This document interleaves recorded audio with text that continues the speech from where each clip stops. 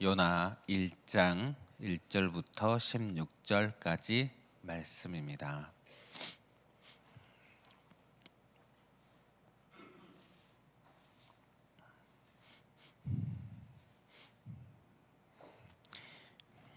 함께 봉독하겠습니다. 여호와의 말씀이 아미떼의 아들 요나에게 임하니라. 이르시되 너는 일어나 저 큰 성읍 니느웨로 가서 그것을 향하여 외치라. 그 악독이 내 앞에 상달되었음이니라 하시니라. 그러나 요나가 여호와의 얼굴을 피하려고 일어나 다시스로 도망하려 하여 욥바로 내려갔더니 마침 다시스로 가는 배를 만난지라. 여호와의 얼굴을 피하여 그들과 함께 다시스로 가려고 백삭을 주고 배에 올랐더라. 여호와께서 큰 바람을 바다 위에 내리심에 바다 가운데에 큰 폭풍이 일어나 배가 거의 깨지게 된지라. 사공들이 두려워하여 각각 자기의 신을 부르고 또 배를 가볍게 하려고 그 가운데 물건들을 바다에 던지니라. 그러나 요나는 배 밑층에 내려가서 누워 깊이 잠이 든지라. 선장이 그에게 가서 이르되 자는 자여 어찌함이냐. 일어나서 내 하나님께 구하라. 혹시 하나님이 우리를 생각하사 망하지 아니하게 하시리라 하니라. 그들이 서로 이르되 자 우리가 제비를 뽑아 이 재앙이 누구로 말미암아 우리에게 임하였나 알아보자 하고 곧 제비를 뽑으니 제비가 요나에게 뽑힌지라. 우리가 그에게 이르되 청하건대 이 재앙이 누구 때문에 우리에게 임하였는가 말하라. 내 생업이 무엇이며 내가 어디서 왔으며 내 나라가 어디며 어느 민족에 속하였느냐 하니 그가 대답하되 나는 히브리 사람이요 바다와 육지를 지으신 하늘의 하나님 여호와를 경외하는 자로라 하고 자기가 여호와의 얼굴을 피함인 줄을 그들에게 말하였으므로 우리가 알고 심히 두려워하여 이르되 내가 어찌하여 그렇게 행하였느냐 하니라. 바다가 점점 흉흉한지라. 우리가 그에게 이르되 우리가 너를 어떻게 하여야 바다가 우리를 위하여 잔잔하겠느냐 하니 그가 대답하되 나를 들어 바다에 던지라. 그리하면 바다가 너희를 위하여 잔잔하리라. 너희가 이 큰 폭풍을 만난 것이 나 때문인 줄을 내가 아노라 하니라. 그러나 그 사람들이 힘써 노를 저어 배를 육지로 돌리고자 하다가 바다가 그들을 향하여 점점 더 흉흉함으로 능히 못한지라. 우리가 여호와께 부르짖어 이르되 여호와여 구하고 구하오니 이 사람의 생명 때문에 우리를 멸망시키지 마옵소서. 무지한 피해를 우리에게 돌리지 마옵소서. 주 여호와께서는 주의 뜻대로 행하심이니이다 하고 요나를 들어 바다에 던짐에 바다가 뛰노는 것이 곧 그친지라. 그 사람들이 여호와를 크게 두려워하여 여호와께 제물을 드리고 서원을 하였더라. 아멘. 오늘 말씀은 우리가 많이 잘 알고 있는 말씀입니다. 하나님께서 선지자 요나에게 말씀을 하셨습니다. 너는 일어나 저 큰 성읍 니느웨로 가서 그것을 향하여 외치라.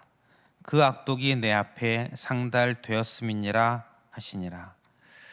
니느웨에 가서 니느웨를 향한 하나님의 말씀, 심판의 말씀을 전하라고 하셨습니다. 하지만 요나는 니느웨로 가지 않고 하나님을 피해서 도망을 갑니다. 니느웨의 반대 방향 다시스를 향하여서 갑니다. 그가 하나님의 말씀을 따르지 아니하고 피해서 도망간 이유가 4장 2절에 나옵니다. 4장 2절에 보면 이 내용에 의하면 하나님께서 니느웨에 전하라고 하시는 말씀이 니느웨의 죄에 대한 심판, 멸망의 말씀인데 하나님께서 그 하나님의 선포되는 하나님의 말씀을 듣고 니느웨가 회개할까 봐, 그리고 그런 니느웨를 보고 하나님께서 재앙을 니느웨에 내리지 아니하실까 봐 요나는 그렇게 될 것을 알고 도망하였습니다. 하나님께서 니느웨에 은혜와 자비를 베푸실 것이라 생각하고 도망을 갔습니다.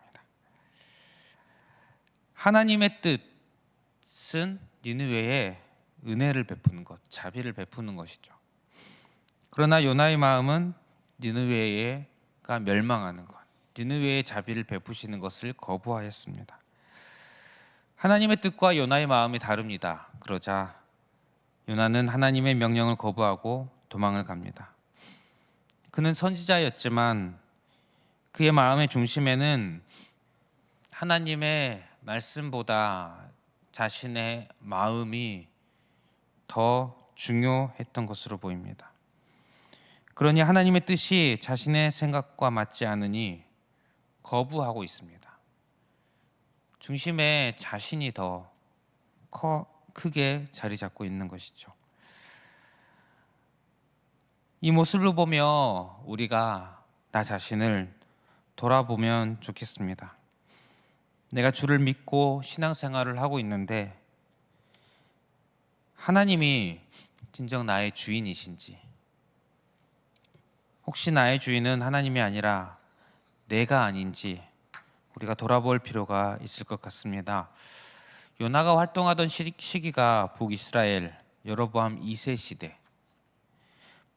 여로보암 2세 시대가 북이스라엘이 정말 가장 번영했던 시기 중에 하나입니다.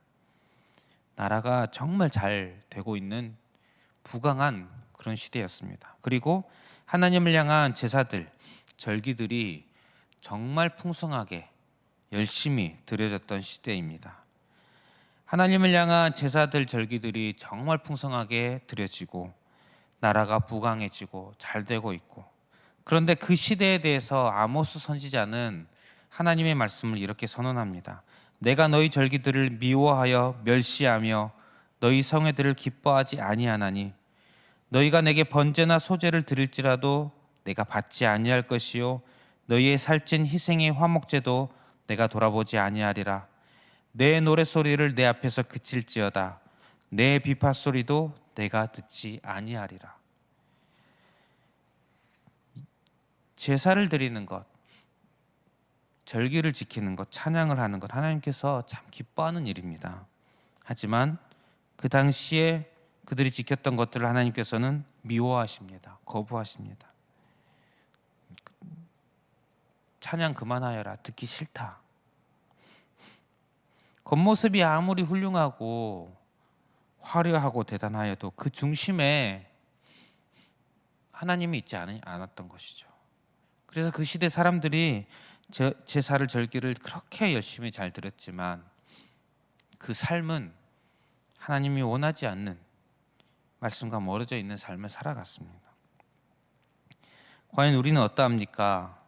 하나님께서 우리의 예배를 기뻐하실까요?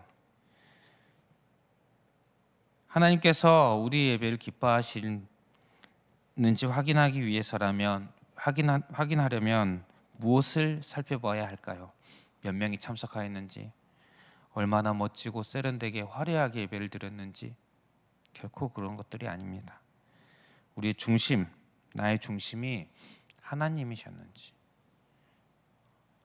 내 중심에 혹시 내가 있지는 않는지, 사람이 드러나지는 않는지, 우리의 신앙생활, 나의 주님을 향한 마음을 돌아볼 필요가 있을 것 같습니다.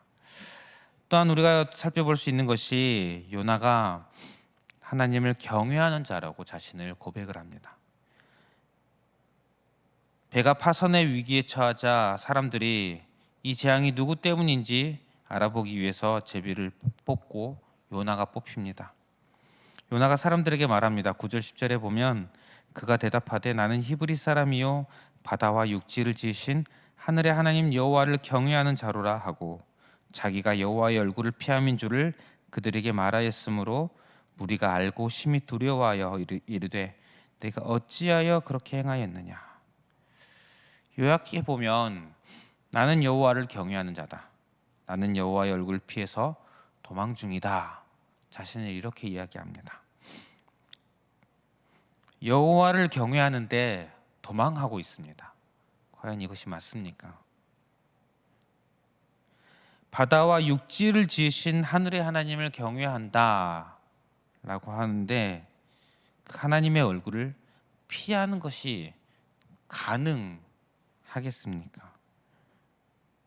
요나가 여호와를 경외하는 그런 자로 살아왔을 터인데 지금 이 순간만큼은 경외하는 자다운 모습으로 살지 못하고 있음을 볼 수가 있습니다. 지금 이 순간은 여호와를 경외하는 자다라고 말하기는 어려울 것 같습니다. 여호와가 요나가 여호와를 경외한다고 하기가 어렵다는 사실은 12절에서도 볼 수가 있습니다. 그가 대답하되 나를 들어 바다에 던지라. 그리하면 바다가 너희를 위하여 잔잔하리라. 얼핏 보면 자신의 잘못을 뉘우치고 희생하는 그런 자세인 것처럼 보일 수 있습니다. 사실 그런 모습이 없지는 않는 것 같습니다. 그래서 인간적으로 봤을 때는 그가 희생하는 것 같은 모습, 그런 모습을 발견할 수 있는 것 같습니다. 하지만 신앙적으로 봤을 때, 하나님과의 관계에 봤을 때 이런 발언은 불신앙에 가까운 것입니다. 여호와를 경외하는 것이 아닙니다. 왜냐하면 두 가지 이유가 있습니다. 첫 번째로는 자신을 바다에 던지라는 것은 무슨 말입니까? 죽겠다는 것입니다. 하나님께서 물고기를 준비하셨다는 사실을 요나는 모르고 있을 것입니다. 그렇다면 자신이 바다에 던져지면 죽을 것이라 생각을 했겠죠. 하나님께서 지금 폭풍을 일으키신 이유가 요나의 죽음을 원하시기 때문일까요? 그렇지 않습니다. 하나님은 도망가고 있는 요나를 붙잡으시는 것입니다. 다시스로 가지 말아라. 니느웨로 가라. 지금 요나가 할 일은 내가 희생할게, 내가 죽으면 된다가 아니라 하나님 앞에 하나님 제가 잘못했습니다. 제가 잘못했습니다. 용서해 주세요. 제가 니느웨로 하나님 말씀대로 니느웨로 가겠습니다. 이렇게 해야 할 상황입니다. 어쩌면 요나는 지금 이 죽음의 상황, 위험한 상황에서도 거부하는 것인지도 모르겠습니다. 하나님, 차라리 죽겠습니다. 이런 마음인지도 모르겠습니다. 이 당시에 다른 신들을 믿는 다른 사람들은 각자 자기의 신에게 기도를 했습니다. 그러나 요나는 기도하는 모습이 보이지가 않습니다. 또 그의 이런 발언이 하나님을 경외하는 모습으로 볼 수가 없는 것은 요나가 제안하는 이 방식, 신의 노여움을 잠재우기 위해 사람을 제물로 바치는 것, 이것은 이방 신을 섬기는 방식입니다. 하나님은 사람을 바치는 제사를 매우 싫어하고 가증하게 여기십니다. 율법에 하나님은 그런 제사를 드리는 자를 죽이라고 하십니다. 요나가 선지자로서 당연히 알고 있었겠죠. 그런데 이런 제안을 하고 있습니다.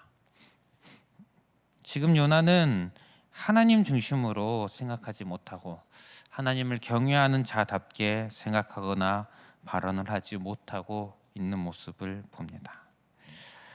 그가 나는 하나님을 여호와를 경외하는 자다라고 자신을 소개하였지만 지금 이 순간만큼은 여호와를 경외하고 있다고 말하기가 참 어려운 것 같습니다.